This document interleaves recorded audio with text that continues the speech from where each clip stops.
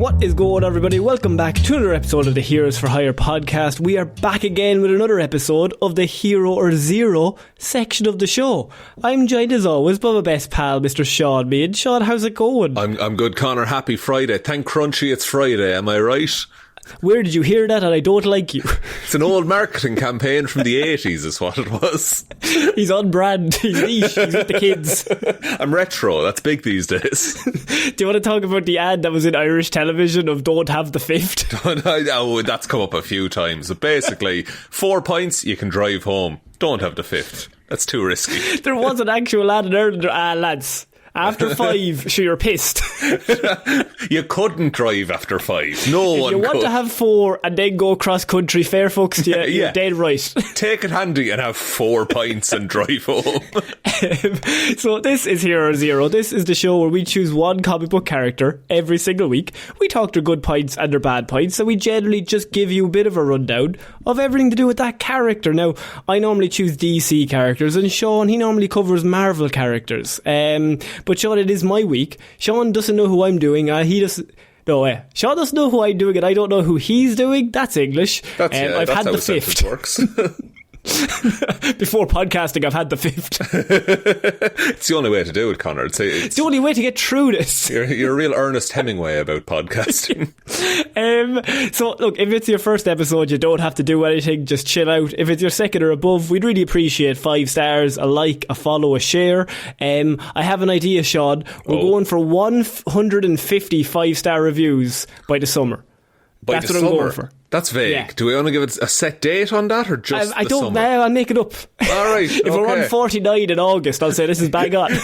Christmas Day. Jesus, summer's lasted a long time. By the summer solstice, let's say that. Interesting. Okay, I think we can do it. We can. By the longest day of the year, which is the 21st of June, correct? Yeah, I do that. Then we're looking for 150 5-star reviews on Spotify. That's the goal. Okay. Yeah, so if you haven't done it, just check, because you might be following and not rated yet. 3 dots. There's 3 dots at the top, and if you've got 2 accounts, I mean, we'll take that. We'll take a bot account if it's going. Honestly, it's all good for. You know numbers. Any AI bots? I once did an interview with AI, and I knew that's when the world was going down. And I was like, I'm better than this. I deserve more than this. I jumped on the call, and it was like an AI voice. There was no human, and they were like, "Tell us about a time that you overcame something in the workplace." We were watching. I think we've been watching Severance, which is a very good program. Good stuff. And we were watching theory videos about it. And a minute in, I was like, wait. This isn't a real person talking. This is an AI voice. The script is fake. It's edited by AI. It's insane. Yeah. Yeah, I every time, if I hear TikTok videos from across the room, somebody's on their phone, and I'm like, AI voice, AI voice, yeah. AI voice. That TikTok voice kills me every fucking time I hear it. It's like nails on a blackboard. Oh, God. Anyway, Shaun. Sorry, yeah. Hero or Zero. Now for our personal gripes for half an hour. Here we go. We're old men. And the price of milk these days. You buy the 2 litre or a 3 litre? I do the 1.75, the carton. I enjoy. Strong. I went 3 last week, too big. Didn't get through it. You're never getting through 3. It's harder to pour. Why do they do it? You need a family to pull off the 3. So, Shaun, we are going to be doing this week. So the last time I did a report, I covered Grant Morrison's Animal Man, who I felt was very forward thinking in the comic book universe. Yeah. And I thought I'd keep along that trend, because I have a character that I think is incredibly underrated, and I love a character that's underrated, nobody knows a lot about, but I feel like it really just has a really interesting impact on comic books. There are 3 acceptable and expected responses to finding out that I'm reviewing Ambush Bug, Shaun. What the fuck? Ambush Bug. The most common response, I assume, is, who the fuck is Ambush Bug? Fair. Yeah, no, that's me. Fair. The second is, why Ambush Bug? Because he's so cool that you just don't even know about him. And the third is, hey, Ambush Bug, I like him, which I assume is very few people listening to this. There's other bug-based characters, like Blue Beetle, Spider-Man. These are fine. I've never, and I know weird comic characters, I've never heard of Ambush Bug. He began life as a villain, Shaun, finding that this role didn't suit him, so he teamed up with a popular hero, much to that hero's chagrin. After a while of playing at the comics, a said hero straight man, he got his own series. A series in which he exhibited unique fourth-wall-breaking brand of humour, chatting with the audience about how difficult it was to be a comic book character. I am not speaking of Deadpool. In fact, I am speaking of a character that came 10 years before Deadpool, and so, I assume was the inspiration. Are you insinuating, Conor, that Stan Lee saw something and then said, hey, what if we do our own version of that for a bit? I'm not saying he didn't do that, but I am saying that Ambush Bug's first appearance was 1982. And Deadpool's first appearance, I think, was 1991, in early 90s. I think so, yeah. Like, just after the new wave of X-Men came in. Yeah. So, the creators were Paul Kupperberg and Keith Giffen. And, I mean, Ambush Bug's first appearance, DC Comics Presents number 52. He has been voiced by Henry Winkler in Batman the Brave and the Bold, which is... They got the wink on this? The wink came in. Yes. My God. In an interview with a newspaper, Keith Giffen, who is involved obviously, the late great Keith Giffen, described his pitch of Ambush Bug to the editor at the time as Bugs Bunny if Bugs Bunny was a supervillain. That was the original pitch. Now, if you don't know who Keith Giffen is, also created Lobo. So you can see a little trend here. Who also is a Deadpool influence / variation kind of thing. Kind of, yeah, but Ambush Bug was like the first attempt at the character. And Ambush Bug didn't take off, is what you're saying.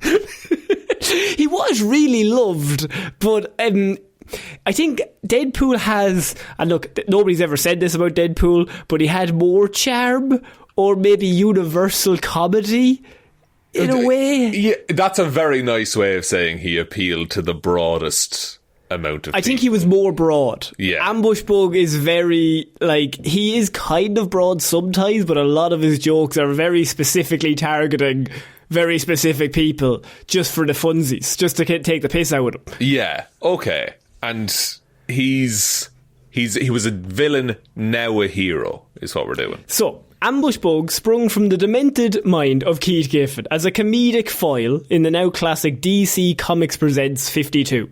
The year of that appearance, 1982. At the time, DC Comics Presents ran as like a Superman team-up book. So Superman, you get your Superman issue, and then you get your DC Comics Presents issue at the back, which is like, just comes out with it. And it was a way to like introduce smaller characters. The Doom Patrol appeared quite a lot in these issues. Oh, just little weird random stories that they're putting together. Weirdos. It's for the weirdos. Freaks. Losers, if you will. Comics for us, to be honest. We're like, yeah, Superman, get through it. What are the Doom Patrol up to? But issue number 52 featured none other than the Doom Patrol, a squad known for attracting odd rogues, and Ambush Bug was the villain of the piece. But instead of attaching himself to the Doom Patrol, he attached himself to the Man of Steel instead, because, as Keith the Giffen, the writer, said, the Man of Steel is the ultimate straight man.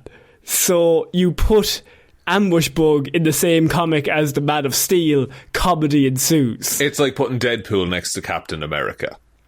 Yeah, basically. And they've done that loads of times, and it works really well because or Wolverine. It's very funny. It's someone who doesn't take shit versus someone who only gives shit.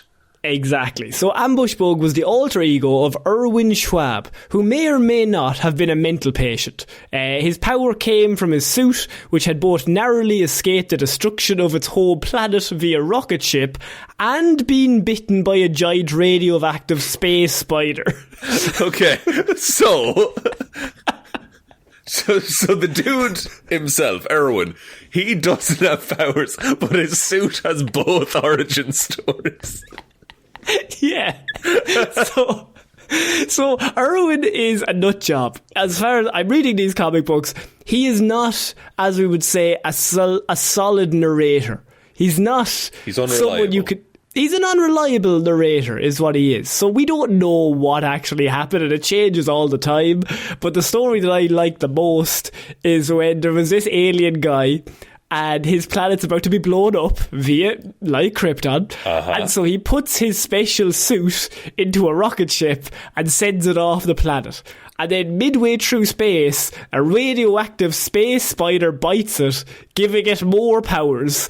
And then it lands on Earth. Yeah, and so finds it. There's what happens between the spider? Does the spider bite it, realise it's not edible, and just fuck it towards Earth, basically? And then it's already on its way, Shaun. It's the boat origin. So then it lands in a dumpster. Erwin finds it and puts it on, and suddenly he has superpowers. And he's still not mentally well.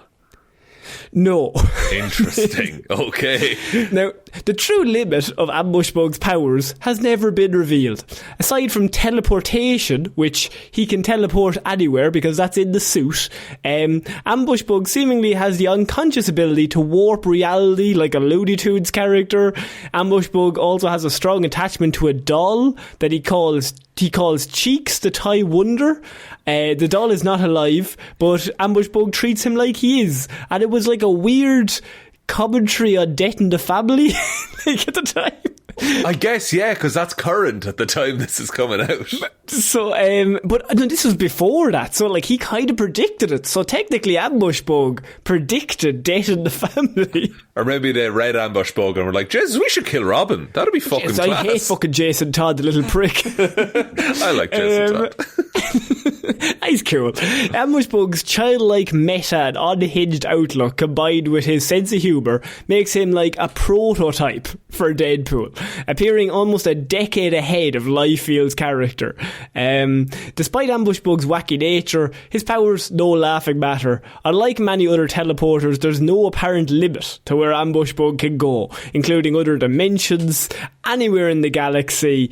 Giffen also described Ambush Bug as having the power of dumb luck, which would also put Ambush Bug almost a decade ahead of another Liefeld creation, Domino. Very interesting.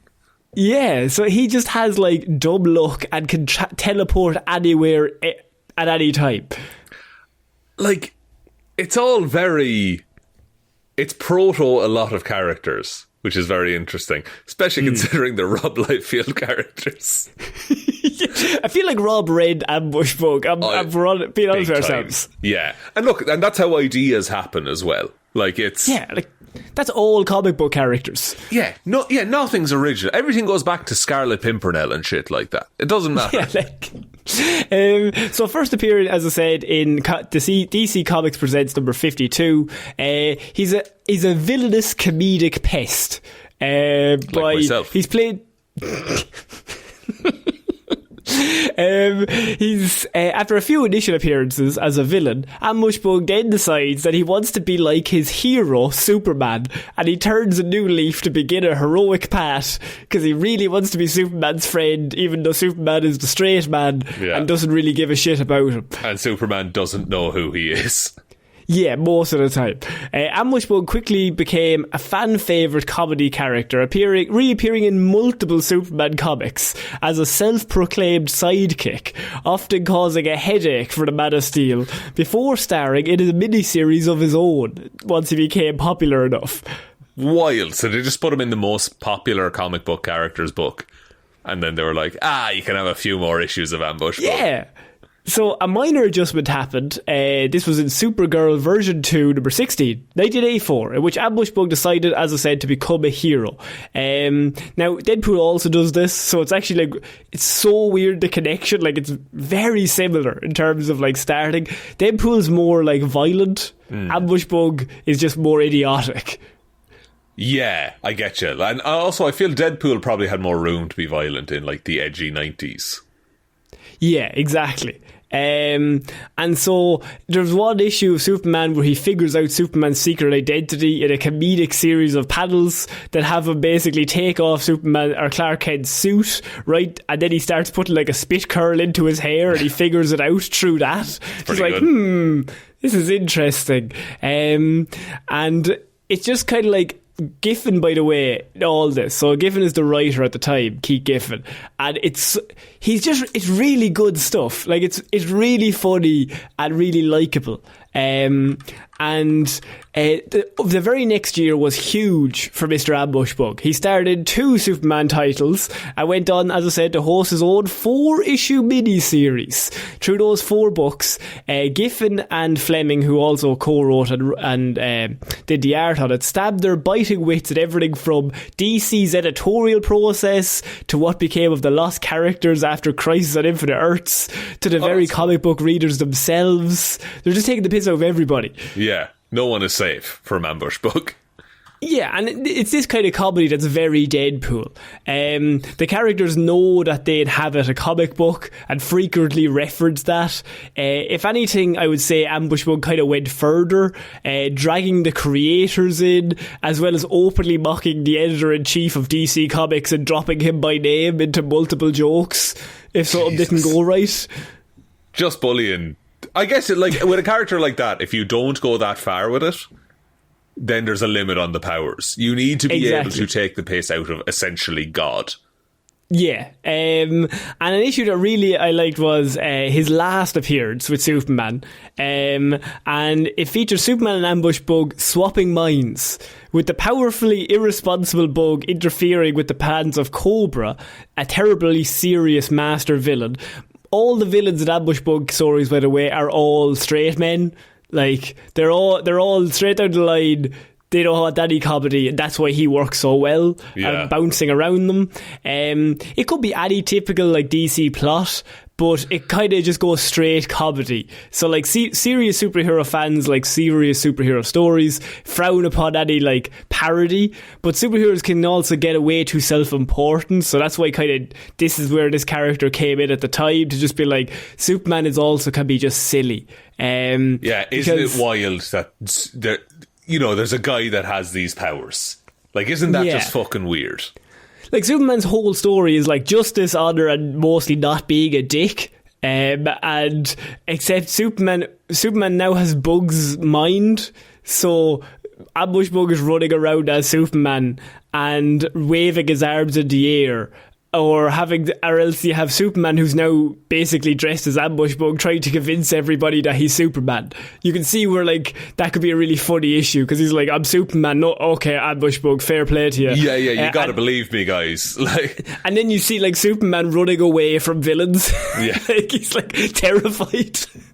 Again, like if Deadpool was in Steve Rogers' head. Yeah, and so now the first issues are all like really funny, like really chill and relaxed. I do think the second run, they did like a second series, and they very much went into like, there's a whole running joke of Ambushbug dying, being sent to hell, and the punchline is that there's an exit door that he just gets to leave every time and go back every time he dies. Because no one stays dead in comics. Yeah, and so like that he went to hell, by the way. Like, always goes to hell, straight out the door. Not even purgatory, straight to hell. Oh, never anywhere else. So sadly, Ambushbug never achieved the popularity of his of Deadpool. I believe he owes much of that to the fact that I would say Giffen and Fleming's humour, as I said, wasn't as widely as understood. So there's jokes that are really specific to even like Fleming, who's one of the co-authors that also was working on the thing. He wrote a thriller and like a book, like a novel series, and like you have Ambushbug taking the piss out of that. So it's like really of the time, but like people aren't going to get that. But it's funny to them. It's made for the people writing it, basically. And like, if there was dedicated fans, but it's all stuff that's going on at the minute in comics. So there was even and like I think by the second miniseries, they weren't allowed to have permission to use any major characters anymore. Jesus Christ! It's like, we can't have Superman again. No. Genuinely, right? So the first run, they just annihilate everybody, right? So everyone's popping in and he's just taking the piss out of them constantly. And in the second run, Giffen and Fleming couldn't get permission to use any major characters, and then that then became a running joke in the comic book of Ambush Bug trying to find famous heroes to appear, but none of them ever appear. Do you know that I keep going back to Deadpool, but that's just how my Marvel brain interprets it. Do you know that bit when Deadpool goes to the X-Mansion and it's like, oh, it's like the studio couldn't afford any other X-Men? Yeah. That level of stuff is what I'm imagining. Yeah, he goes out looking for guest stars for his comic, but he gets rejected every single time. Great. Like, he just keeps being like, I need you, my issues are not selling well, and then they just never show up. Batman, I need to put you on the cover, please. Please. DC, the editorial process, this was very real life as well. They had gotten a lot more buttoned up and tied down, and there was less room for a character like Ambush Bug around. Editors and writers also now had control of characters. So John Byrne, who was currently writing Superman at the time, did not want Ambush Bug and Superman in the same issues. Right. Because if you're writing maybe, I don't know, like a 10-issue arc, and you're like really involved and it's really dark, you can't really have just a random comic book where Superman goes and meets Ambush Bug. See, I would argue you can, but I get where they're coming from. I can see that. I would also argue that you could, but I could also see the other way of, like, if you were taking it that seriously. For example, okay, if it's your first run on Superman, like, this is your big break, I can also see you being like, I don't want to ruin it. Just let me have my issues, and then you can take 10 issues, and then you can do what you want. Yeah, exactly. And Superman never showed up again in any Ambush Bug comic books, which kind of ruined him. Yeah, because he works as you said, as a foil to Superman. He works. That's where he gets killed. That's why nobody really knows him. So he's really big, and then DC have this kind of crisis of, like, fate, Crisis of Infinite Fates, of course. and they're like, we don't really want them appearing with the uncool kids. He can't just show up and hang out anymore. No, like, we need him. And so then he started dragging, like, more and more bizarre characters out of, like, the crisis stuff, like people that were dead, just to, like, appear in his comic books because he couldn't get the big people in. And then the plots start getting a lot darker and darker, with the Bug mostly becoming like a punching bag for everybody. And that's when he gets sent to hell multiple times, and you can see, like, a direction.